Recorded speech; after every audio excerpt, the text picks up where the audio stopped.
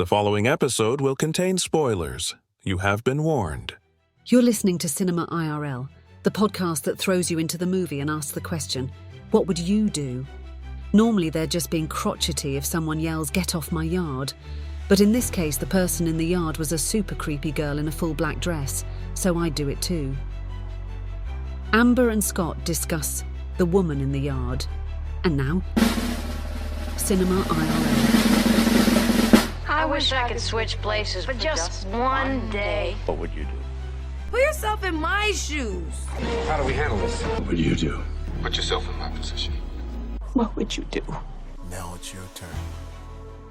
So what is up with black women living in houses with two children in the middle of nowhere going crazy? Because this is the second time we've had that. Yeah, the other one was Halle Berry, and it was about being tethered to the house. What was that? If you're going to bring that up. Yeah, the rope, the line, the something. I don't know. Yeah. I don't remember. Yeah. I've slept since then. Yeah. We do have an episode about it if you guys want to scroll through it. Just look for the poster with Halle Berry. Yeah. So this episode, we are talking about The Woman in the Yard. Ramona becomes crippled by grief after her husband dies in a car accident, leaving her to care for her two children alone in her rural farmhouse. Her sadness soon turns to fear when a woman in black appears on her front lawn, warning her today is the day. So, yes, this creepy woman is sitting out on their property, and they truly are. There's no other houses or farmhouses around. Nearest one is a couple miles away.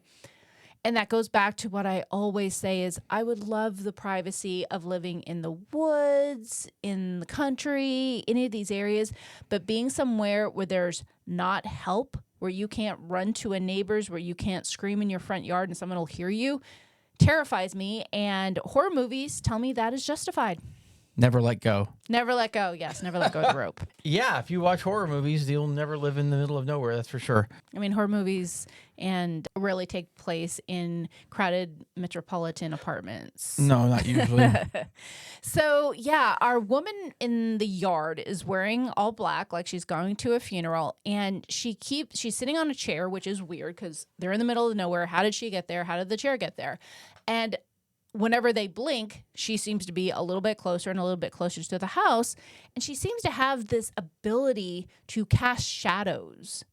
And wherever the shadow casts, something bad can happen. Like she can actually hit a wind chime. Yeah, I think she killed the chicken. She killed the dog. If her shadow can touch the shadow of something else, she can affect the physical item that's casting that shadow. Yeah. So we see some dead chickens. We see Charlie, the dog, unfortunately disappears because he's tied outside, and I'm thinking, bring Charlie inside.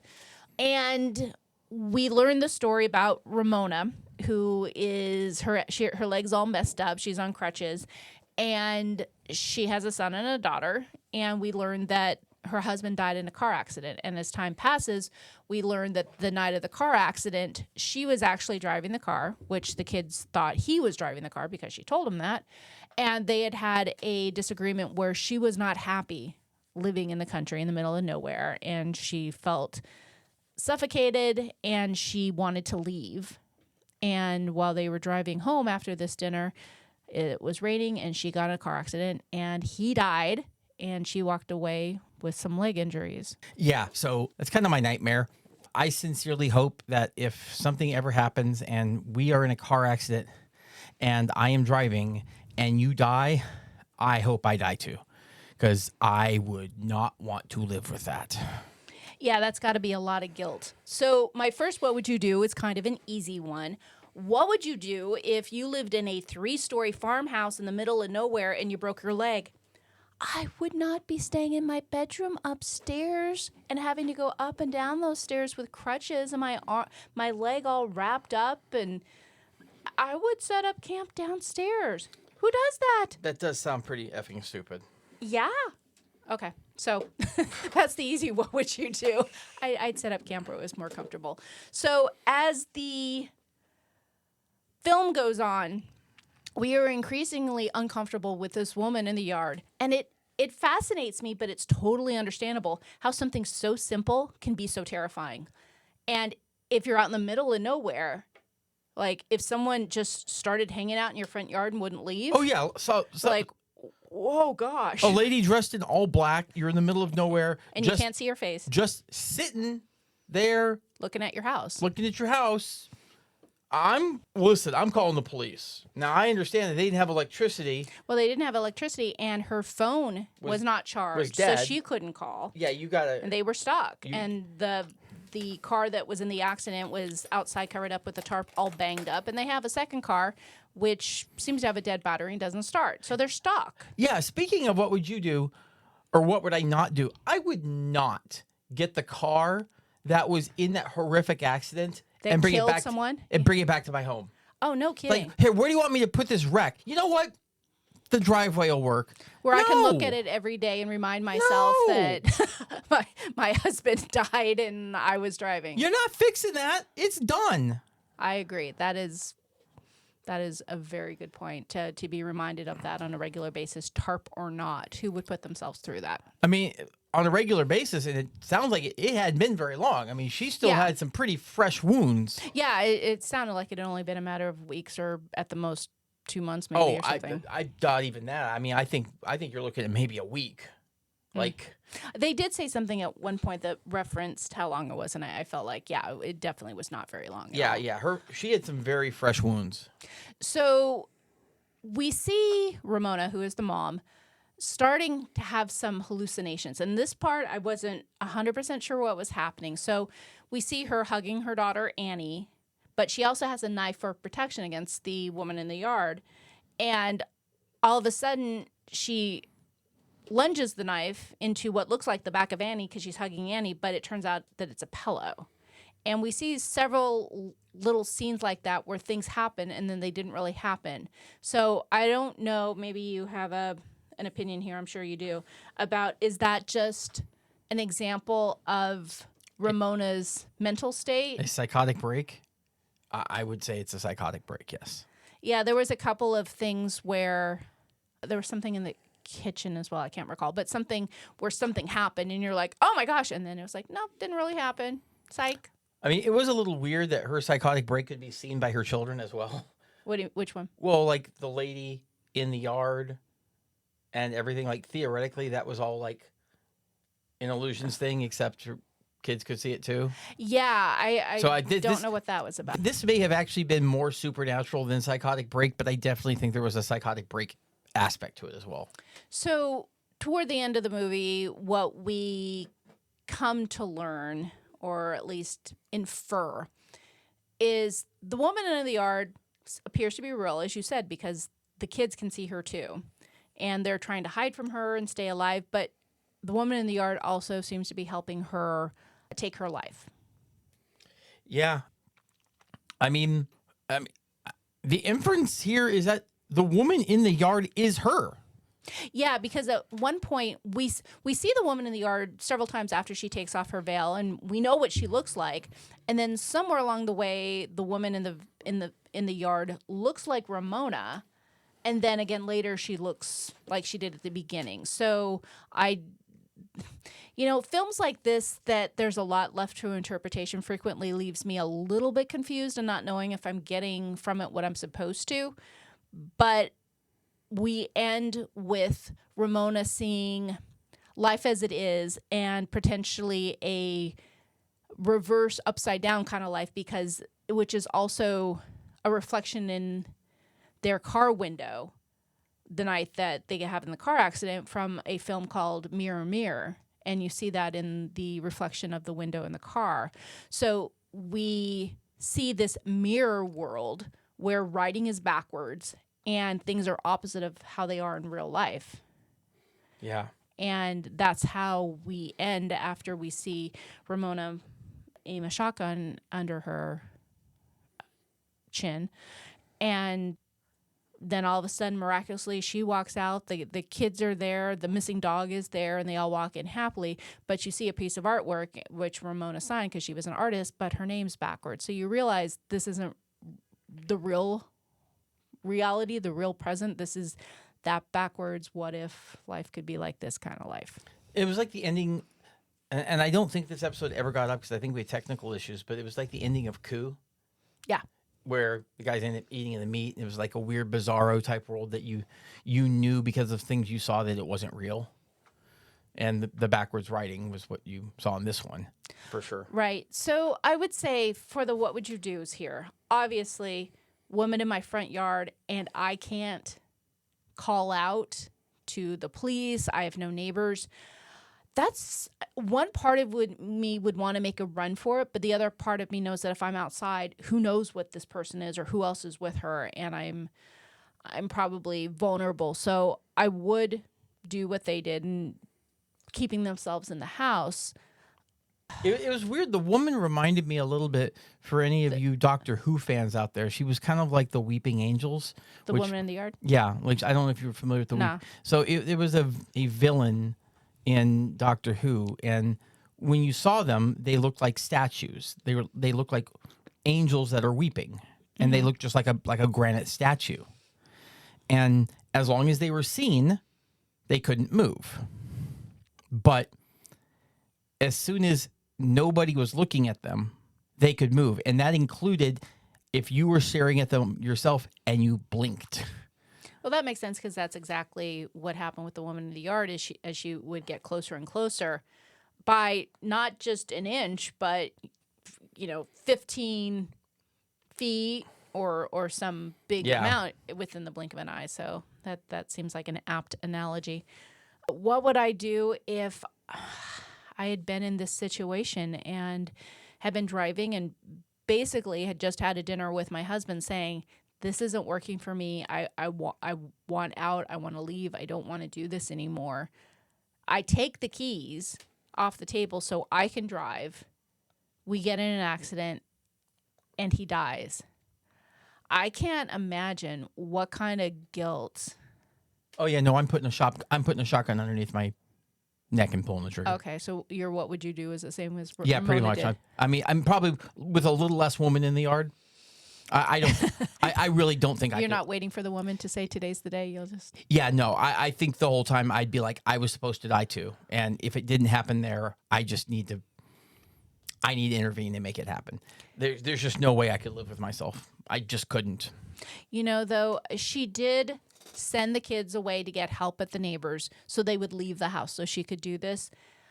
The part that bothered me about that is how she interacted with them when she sent them away. Is she basically said, go to the neighbors, go out. Be a little more loving, like give them a hug and Yeah. I love you. Be safe. Yeah. Next time you hear about me, I'll be dead. Well, maybe not that last part, but yeah, she tells the woman in the yard, I want to see my babies again. So she sees them, but she's kind of a hag to them. And all I kept thinking about is those two kids, and that's the last memory they're going to have of their mom. Of, go, don't sass me, don't mouth me, just, and I thought about each of them carrying that as their last memory with their mom. Yeah, that's incredibly crappy. Yeah, I didn't enjoy that part. So what would you do if I knew I was going to do that? First of all, I would shower everyone who mattered with me with a good memory and a good, sincere message about how much they meant to me, because those last anythings with people sometimes are what they hold on to for years and decades into the future. And especially if these kids were young, I think, Annie might have been 6 or 7 and her son Tay was maybe around 13. So those kids have had a lot of years ahead of them. Yeah. Yeah, dad dies in a car accident. Mom kills herself all within the span of a couple of weeks. That'll screw you up. It will indeed. This is a sensitive topic, and it's hard to say what you would do in someone's shoes dealing with that kind of grief, because she wakes up in the morning and she says, give me strength. And that supposedly is what called the woman in the yard. She's like, you called to me. And she goes, well, give me strength means give me strength to go on. And the woman in the yard basically says, does it? What does that really mean? Maybe give me strength to pull the trigger. Yeah. So, I certainly don't want to make light of this topic. It's a very serious topic. And, what would I do if I had been in that situation? If I had family and I was Ramona, I would be calling in enforcements, calling in siblings or distant family or grandparents and saying, first of all, I need help with the kids because she didn't have groceries. They were trying to fend for themselves. The dog didn't have dog food. She's struggling, and obviously so. I mean, aside from the grief of what happened with her husband, she is physically impaired in a very significant way. And actually, when I think about it, it had to have been more than a few weeks. I mean, it had been long enough that she would have ignored finances, and eventually the power would have gotten turned off and stuff like that. So it actually probably was closer to like 6 weeks at least. And I would definitely be relying on people because they're so often people think they don't want to inconvenience others. They don't want to be a burden to others, and definitely don't be a burden to others as a natural way of living your life. However, when circumstances hit that are abnormal, call in for help. Ask for when you need help, because in an instance like that, it's beyond just you. It's about your kids and how they're trying to cope. They're trying to grieve their dad, but then their mom is messed up in the meantime. Yeah, I mean, listen, I sit here and I make light of things and I joke about things because really that's who I am as a person. That's true. And I've always said that literally there's no such thing as a sacred topic or something I won't make fun of. And that is true. But understanding that I am not the normal person, this is a serious topic. Yeah. This is a very serious topic. The thing about suicide is that you have to have thought this over, had a deep understanding of okay, this is where I'm at. I know that I shouldn't carry on. I'm good with this decision. Let's go. There are many people that will just get into an emotional state.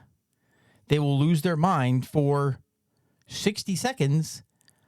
And in that 60 seconds, they do what it takes to kill themselves. And if they had survived 5 more minutes, they'd be like, no, that's not what I'm supposed to do. And it's scary, but it still is the result of some form of a decline of mental health. Like someone who is perfectly happy and healthy mentally, even if they have a bad situation, is not just going to automatically kill themselves.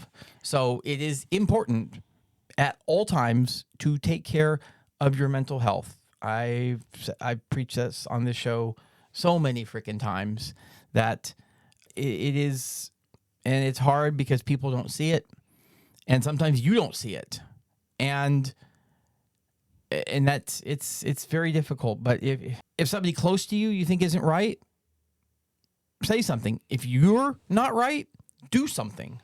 Yeah, and I think this goes back to when I'm talking about bring people in, because a 7-year-old and a 13-year-old are not capable of dealing with a situation like this. The oldest one knows, hey, mom has not been herself for, the last several weeks.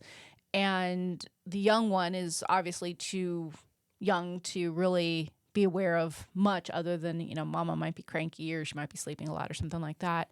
But having a circle that can be that gauge for you during times like that, because grief on its own is hard, but you couple grief with guilt. Oh yeah, and physical pain, which she obviously was really messed up from the accident. Oh yeah, I mean she was crippled emotionally and physically. Right. So I guess when you need help, let someone in, call people in if you have someone. And I know not everybody does. And I wish I had a fix for that for many reasons. But if you do have people in your life, that is the time to take down those walls, not worry about how someone's going to think about you or any sort of perceptions that people might have, and just ask for help and accept help. And if you ever think you've gotten to the point that you can't and you just don't know where to turn, you pick up the phone and you dial 988. And Is that the suicide prevention yes, hotline number? you let them help you because that's what they're there for.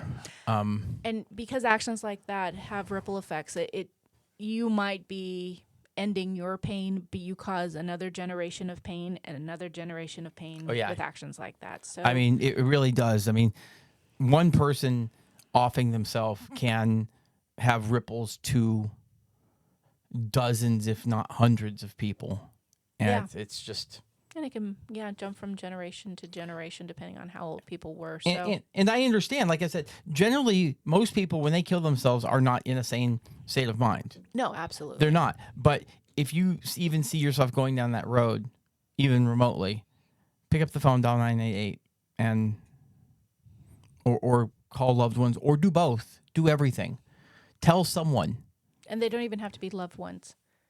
You know, if you don't have someone, do call a number like the suicide hotline where there's someone that you can talk to, because those folks are trained, and it might be hard to be that self-aware in the moment. And that's why it's important not to isolate yourself, because if you have trusted people that you can let in who can say, hey, Ramona, I don't think you're okay. Let's talk to somebody. Sometimes you need that external assist, and kids just aren't capable of that. No. So. What was that number again? 988 in the United States. It's something different other places, but if you're in the U.S., 988. We hope you enjoyed our episode. Thank you for listening. And to catch all the new episodes, please subscribe. We release 2 to 3 episodes weekly, so we'll have new content regularly. Until next time.